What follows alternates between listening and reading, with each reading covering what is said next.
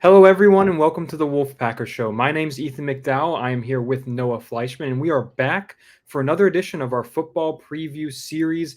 This week, we're getting started on the defense. We're going to talk about NC State's defensive line today, a unit that's replacing a lot of experience with a lot of experience. There's a lot of reasons to be optimistic about that unit, and based on what we saw last season, it's a deep and talented group.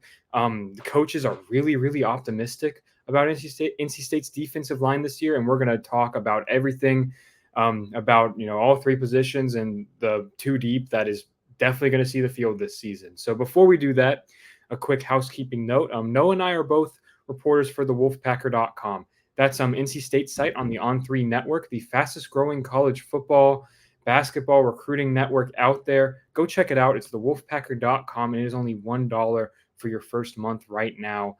It's not going to get any cheaper than that. So go check it out and take advantage of that great deal ahead of football season here. Fall camp starts in 2 weeks, so we're almost there, and you can get in, and that first month will take you through half of fall camp. And I promise, if you subscribe for that first month, you're going to want to keep it going through football season. So go check us out on the Wolfpacker.com. We've been previewing every position group. Now we've already covered every offensive position. We have podcasts out on the quarterbacks, running backs, tight ends, and offensive line. And this week we're going to publish some of our defensive pods as well. So go check all of that out on the Wolfpacker.com. Like and subscribe on our YouTube. Go check us out on any podcast platform. And thank you all for watching today. Let's not waste any more time, Noah. Let's dive into it. Let's talk about NC State's defensive line. First, I'm going to ask you to set the scene for us like you have with the other position groups. We like to start each show by just kind of giving a picture of what the roster looks like going into 2024. Noah, who is arriving in the defensive line room and who has left the room from last year?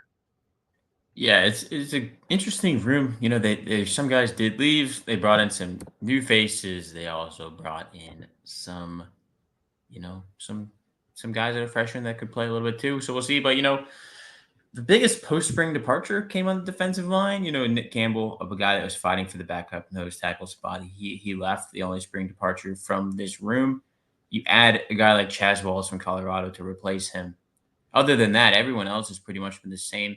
You've got, freshmen and Chase Bond, Justin Terrell, Josh Alexander Felton being on the line. But after that, it's a pretty solid room of returning talent that they're going to lean on a lot. Obviously, you did lose Savion Jackson, one of the starting defensive ends from a year ago, but NC State is really, really excited about who's going to step into that spot and start on the line. Yeah, and we should also mention CJ Clark transferred to Yep. Miami as well. He was expected to be a starter if he returned. But again, it's a talented room. I think we're about to dive into the two deep here, and Noah and I will probably have some of the same thoughts. We both feel very good about the guys that are filling in those two starting spots this year, just based on everything we've heard, based on what we watched last season too. So yeah, on that note, let's dive into it, Noah. The starting two deep for 2024 along the defensive line, NC State's three-man front. One of those defensive end spots, it's a gimme. It's going to be Davin Vann, the number one jersey, the leader of the pack, someone that, Noah, you just wrote a great feature on the Wolfpacker.com.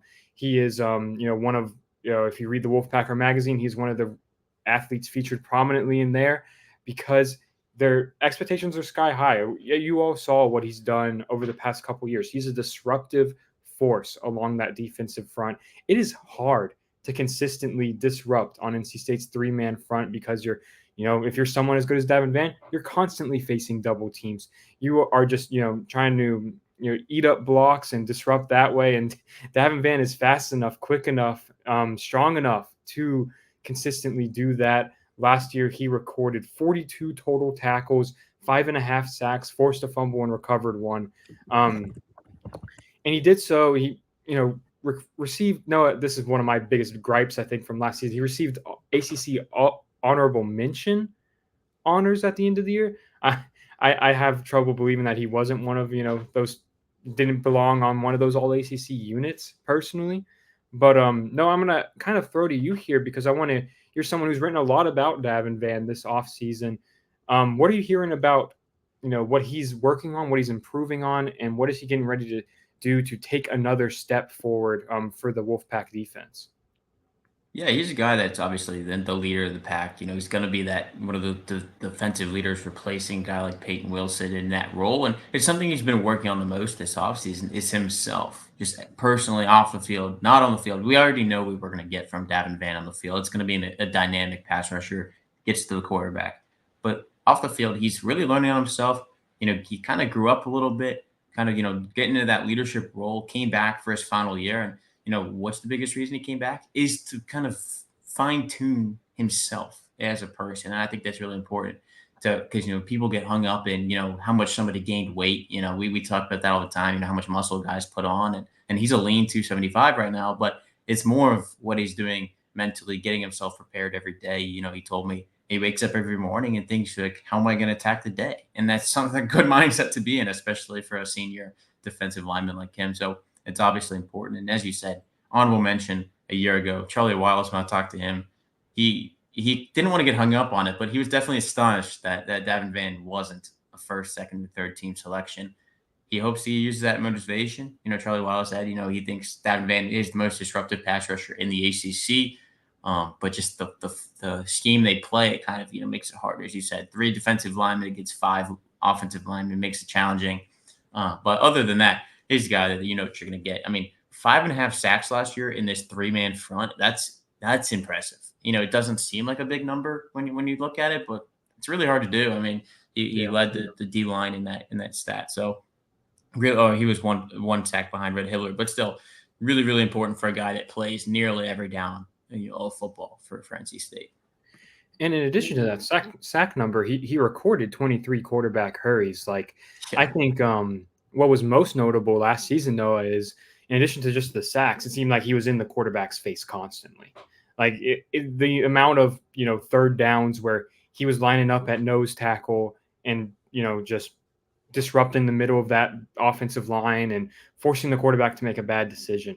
Like if there was like a stat out there for like almost like assisted turnovers or assisted bad throws where he's like the reason, he's a quarterback's thrown in the triple coverage for an interception by Devin Boykin or something. Like I feel like Davin Van might lead the ACC in that category. I think he was really disruptive in that way, in a way that doesn't show up on just a typical box score, So For sure.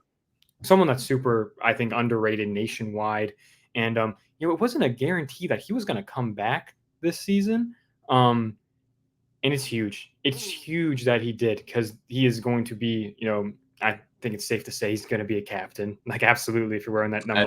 I think the C is Yeah, not going to come off the jersey. I think no, they'll leave it stitched. he is certainly a lock for that responsibility this season. And and they need it. You lose a leader like Peyton Wilson in the locker room. Someone needs to step up defensively, and it sounds like Davin Van's doing a great job of that so far this offseason. All right, let's shift one spot, next to Davin into the middle. Let's talk about Brandon Cleveland, the likely starter at nose tackle.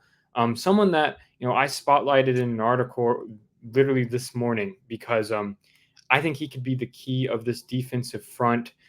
I thought he was really good as a sophomore last season. I really, really liked what we saw out of him.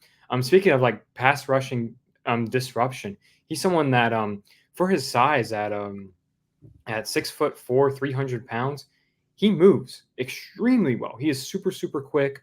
If you see him, he's like, it's clear that 300 pounds is just like, it's not bad weight. It's a Coach Thunder built body. Like he is just bulked up and super strong, quick player who last year he recorded 28 total tackles, 13 of those solo, which is, and it's an impressive number for a nose tackle. Like usually you're getting in on like a group tackle. No, he was meeting running backs right in the hole. He was getting to the quarterback. He recorded 3 sacks last season and forced 2 fumbles. You probably remember the one against Notre Dame when he absolutely clobbered Sam Hartman. That looked like that was going to be the turning point in that game for a minute there. But former 4-star recruit, someone who has played since he was a true freshman, and he started out his career at defensive end, moved inside, and by the end of the year, Noah, you can push back on this if you disagree, but I thought he was playing just as good as C.J. Clark. by the end of the year. I thought NC State, it was a luxury that they had them both rotating in the along the defensive line there, but I thought he was playing at a super high level. I have full confidence in him being able to come in and you know pick up where CJ left off, and maybe even just continue to exceed that. No, what are your expectations for Brandon Cleveland this year? Got a hot take for you. Even if CJ Clark was still here, I think Brandon Cleveland starting. I'm a hot Yeah, take. I think he's just that good. You can't keep him off the field. Two forced fumbles, which led the team. He was tied with two other guys, including Red Hibbler, who we'll talk about in a second. But overall, the way he played as a sophomore was really really intriguing. Right, he played well, especially later in the season as it went on. So I think it's really important to have a guy like that out there. He's confident. He's comfortable. I mean, he's not a young guy but he's not an old guy either. It's kind of weird. He's not Davin Van, who's super experienced out on the D line, but he's also not a freshman who's wide eyed. He knows what to expect, and I think they know what he's going to give them every week, in that nose spot and be able to get through the line. But yes, as you talk about, 13 solo tackles for a nose guard is really impressive. One, because he's going to be going after running backs who are a lot lighter than him, a lot faster. He's still getting there. I think that shows a lot. And this could be a big junior year for Brandon Cleveland.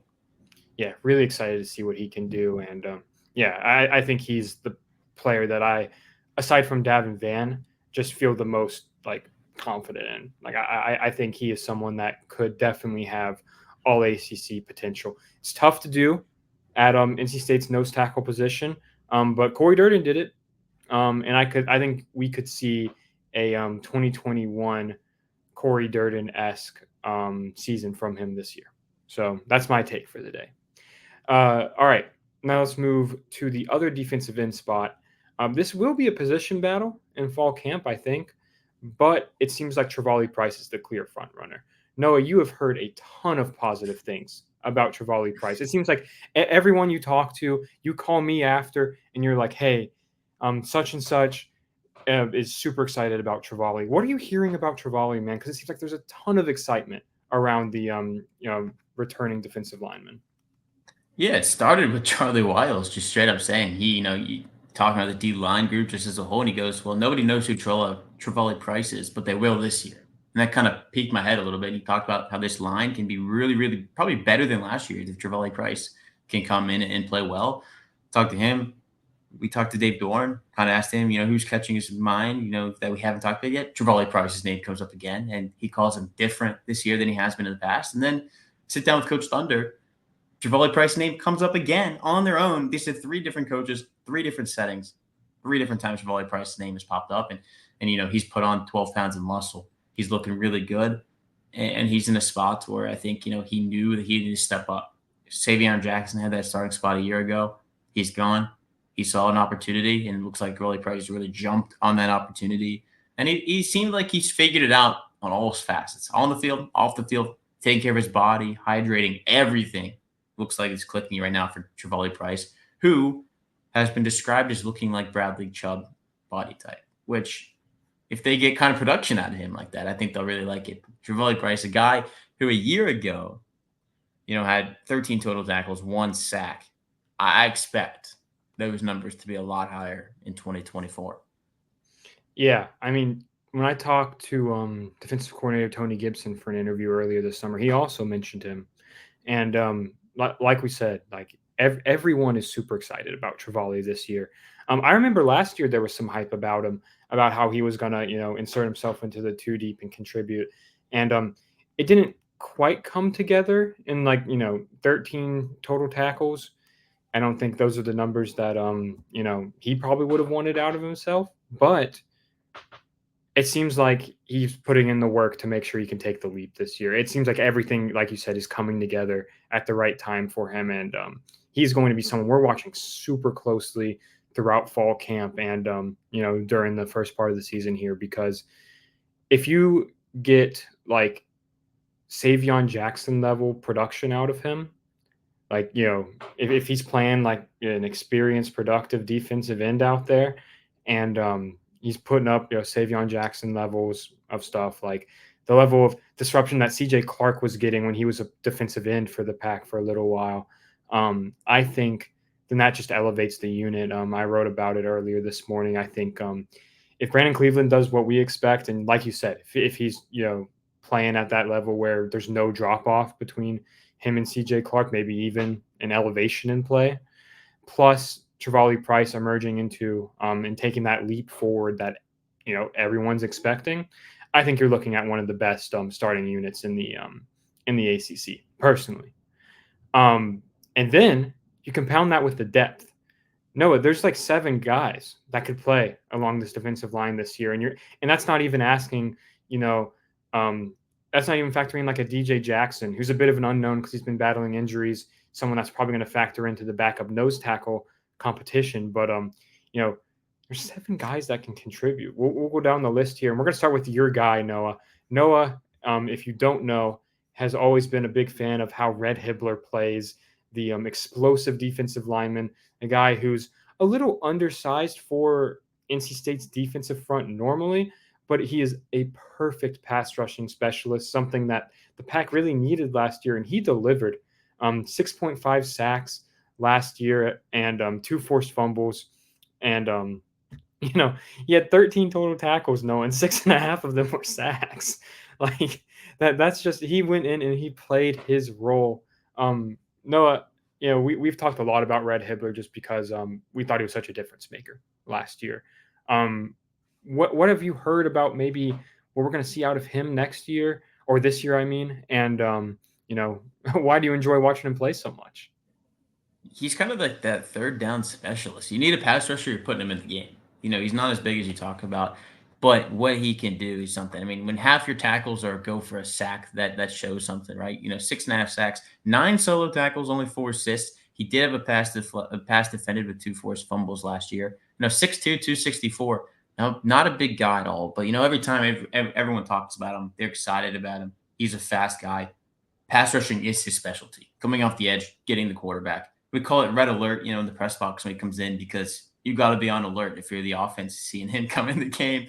So he's really, really fun to watch. And I expect we'll see him a lot on third down again this year. I know that we'll talk about that in a little bit, but overall, he's a guy that he's not going to play a ton of snaps every game, but when he's in the game, he is really, really impactful. I need to go back and pull it up because I think there was one game last year, Ethan, where he at one point had played 5 snaps and had 2 sacks. It was like a weird number. He was playing really few snaps, but was being really, really impactful. And I think that a guy like that, who is that, 4th, 5th guy on the D line, that if you're getting that much production at him in a really small sample size, it's something that's really exciting. Number 1. 2, the depth is amazing. If there's injuries, you can rely on a guy like that. And 3, it pushes everybody. Competitive depth. We talked about that last week with the offense, and especially the wide receiver position. But defensively, they've got a lot of competitive depth too, which they've always had on the side of the ball. But this year, this whole team's got it, which I think kind of is going to make practice really, really exciting. Every single day, guys pushing for snaps. It's going to be fun. And Red Hibbler is a guy who can really, I think, take a step this year, even though he was really, really impactful year 1, first year with the Pack, and being a guy transferring in from the junior college level. I mean, I need to pull it up because he played really, really well. 260 snaps last year, Ethan, and you're turning in 6.5 sacks. I think that's pretty good. Yeah. And while you're pulling it up, I mean, you mentioned that he's a junior college transfer. The fact that he contributed like he did as a JUCO transfer is really impressive. I feel like normally it sometimes takes a year for junior college transfers to kind of get into the rhythm of Division I football, and then it's that second year where they'll become stars. Yeah, Red wasted no time. So I'm looking forward to seeing what a potential jump looks like from him, right? I found it. I found it. At Virginia, he had 12 total snaps, 9 total pass rushing snaps, and had 2 sacks. Yeah. Pretty good. That's pretty good. That is efficiency that Tony Gibson and Charlie Wiles will be quite happy with. So all right, let's move to the backup nose tackle, the guy who I think has the leg up in the competition, Chaz Wallace, a Colorado transfer, comes in after spending 1 year at Colorado, spent the start of his career at Old Dominion, played in a rotational role for the Buffaloes before starting the last 4 games of the season. He's someone that, again, NC State had a need. They needed a backup nose tackle after Nick Campbell and CJ Clark both left. They were very thin at that position. And then they went out and they found a perfect fit. That the words like I heard the most when I reached out to sources just about Chaz, it was just a perfect situation for him and for the Pack. He found somewhere where he can come in and he's going to play. He is going to compete for a spot and likely play quite a bit this season.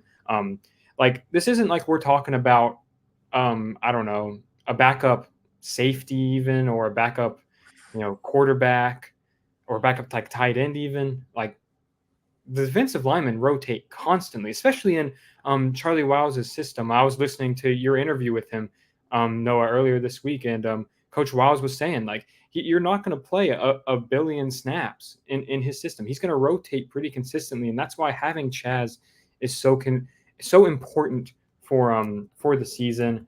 Last season he ended up recording 11 total tackles and 1.5 sacks. Most of those stats did come in those last 4 games once he took on more of a solid role. He's someone that I think moves well for his size. He's listed at 6'2", 295. Moves well, and I think probably pretty much a best case scenario for when they brought him in the late spring window. They needed someone. Chaz is going to come in and I think contribute immediately. No, let's keep things moving here. I'm going to let you talk about the third potential backup. Who are you picking for the third spot in the 2D?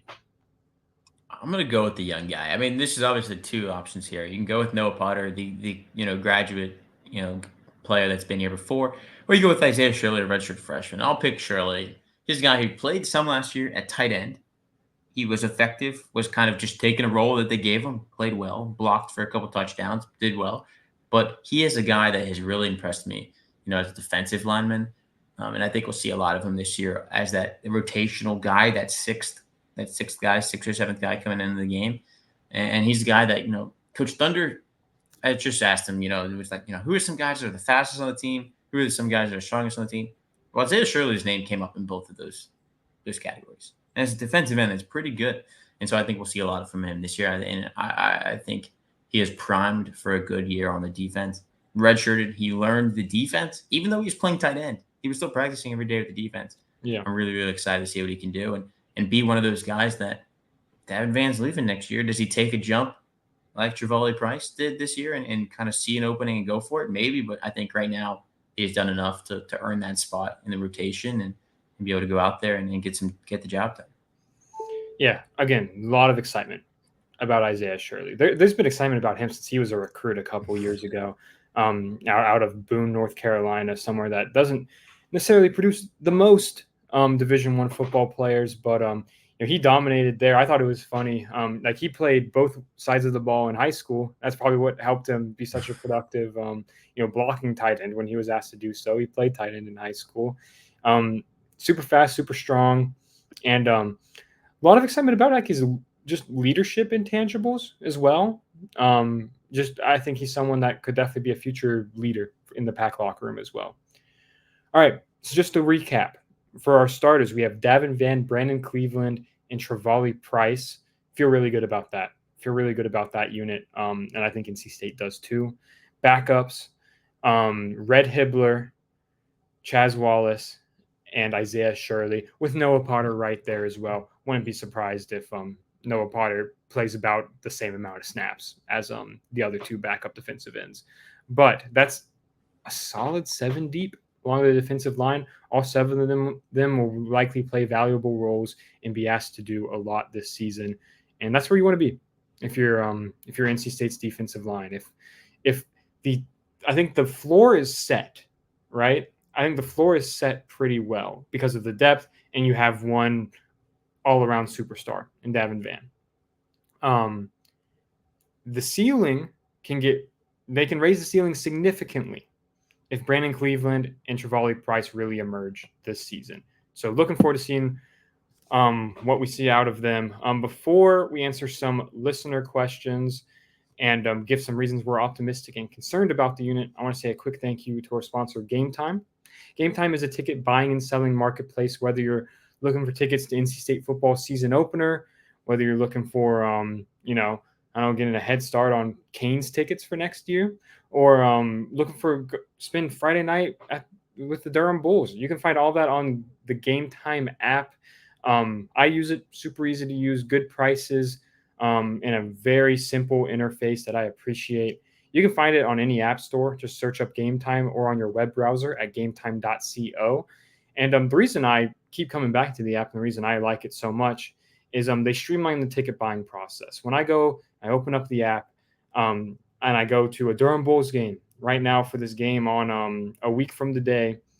You can see exactly the view from your seat that you'd be purchasing. I'll hold it up for those watching on YouTube. You can see this would be the view if you bought this seat. It's nice. It just takes a step out of the ticket buying process, which I can really appreciate. Right now, they have tickets listed as cheap as $6 for this game, so that's a great deal right there. And if you do use Game Time, when you go to checkout, use code Wolfpack. That's all caps Wolfpack. You'll get $20 off your first purchase. So make that first deal a little better. And yeah, go check it out on any app store under Game Time or on your web browser at gametime.co. All right, Noah, let's give a couple rapid takes here. We've kind of already talked through why we're optimistic and concerned about this unit, but give me your first reason. Why are you feeling good about NC State's defensive line going into 2024?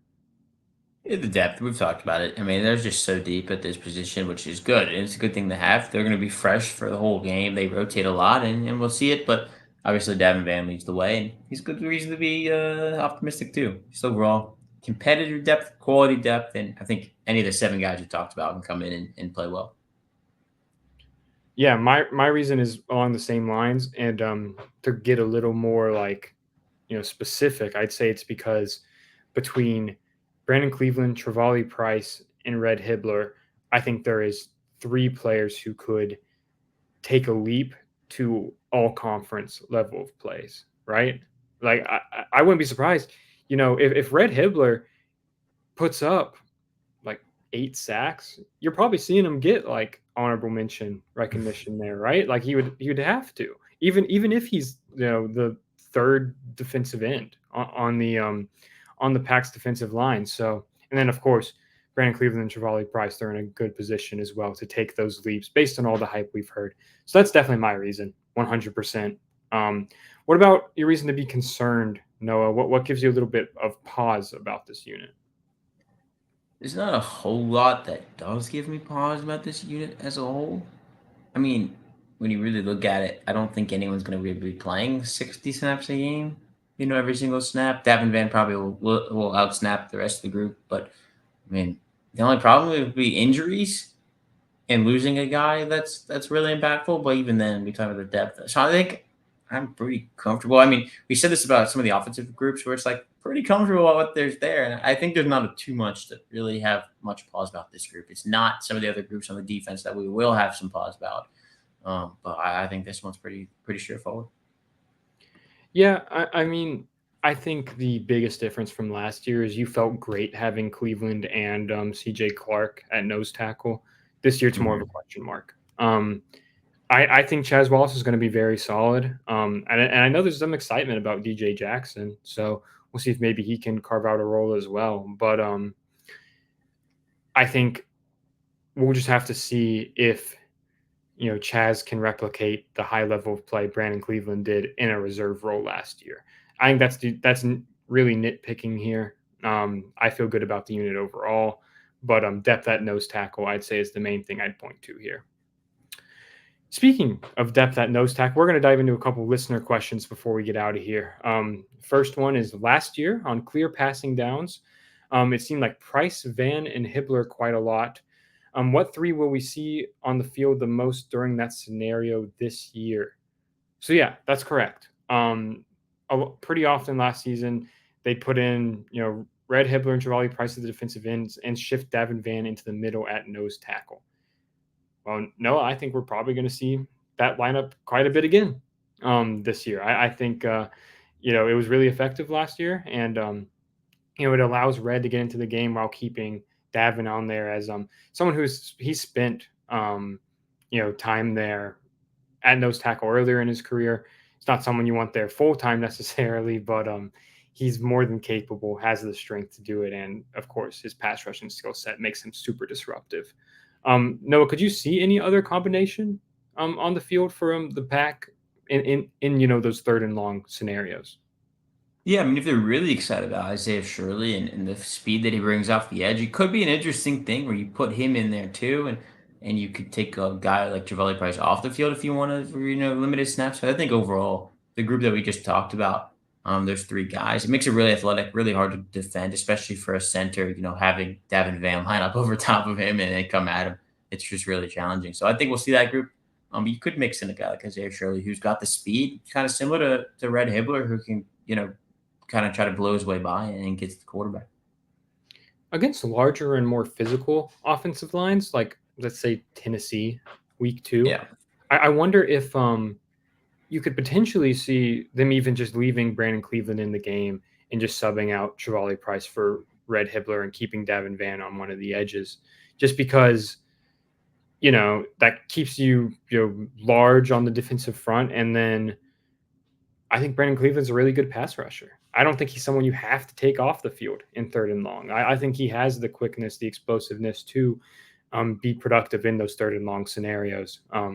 And I mean, we saw that a little bit last year. So I think it's going to be really interesting to see how Coach Gibbs and Coach Wiles and Coach Doran kind of formulate the defensive line rotation this year, because they have a lot of different options they can play. Heck no, we even saw Isaiah Shirley line up at nose tackle for a snap in the bowl game. So who knows where everyone could play this year, but there's a lot of exciting pieces on that front for sure. A lot of exciting players to watch this season. And going off of that, which defensive end do you anticipate will get the most snaps this year, not including the starters or Red Hibbler? So that's the top 4. So you're knocking off Davin Van, Brandon Cleveland, Chevalier Price, and Red Hibbler. Who do you see taking the most snaps outside of that group? Isaiah Shirley. I mean, I'm really going to be on the Isaiah Shirley train, I think, Yeah. this year, Ethan. Like, I think he's too good to leave off the field. I think we'll see him the most, outside of those 4. Obviously, those 4 are going to have snap counts up here, and his will be down here, but it's still going to be, one of those guys that's there and getting some run. Yeah, I can see Chaz Wallace getting up there, especially if they're just playing too deep at nose tackle. I could see maybe Chaz is, in that 4th or 5th spot there. But well, I agree. I think Isaiah Shirley, it's going to be really tough to keep him off the field. I think he's someone that, as the season goes on, like here you go, Noah. I'll say by the end of the year, he absolutely will be getting the 5th most snaps, maybe even pushing Red for the 4th most. I think he's going to be someone that is going to continuously improve the more experience that he gets on the field. But yeah, we're on the same page there for sure. All right, folks, that's it for today's defensive line preview. I appreciate you all tuning in and watching today's show. Please, again, we're only halfway through our football preview series. If there's anything you'd like us to incorporate into these episodes, please leave a comment. Any sort of feedback is appreciated. Later this week, we'll have a preview on our linebackers. I believe that'll drop Thursday. So yeah, we're going to preview the Wolfpack linebackers, talk about one of the more interesting groups on the team this season that's going to have to replace a lot of talent from last year. So thank you all for tuning in, and we'll see you in a couple of days.